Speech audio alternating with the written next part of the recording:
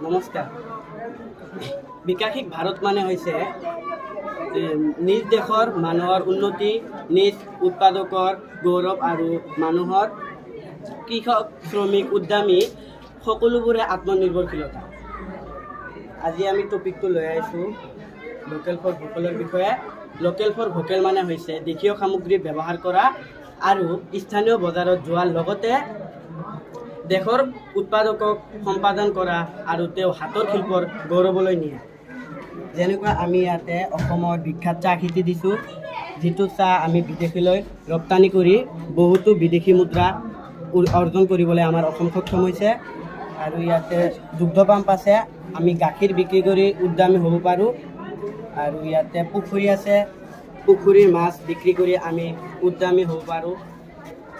আৰু ইয়াতে গোহালিত তাত গৰু ছাগলী থাকে আৰু গছ আছে। গছ নহ'লে আমি জীয়াই থাকিব নোৱাৰোঁ, কাৰণ গছে আমাক অক্সিজেন দিয়ে। সেয়েহে আহক আমি লোকেলৰ বাবে ভোকেল হওঁ, নিজ মাটিৰ গন্ধ ধৰোঁ, নিজ গাঁৱৰ উৎপাদকৰ হাত ধৰি ধৰি বিকশিত ভাৰত গঢ়ি তোলোঁ।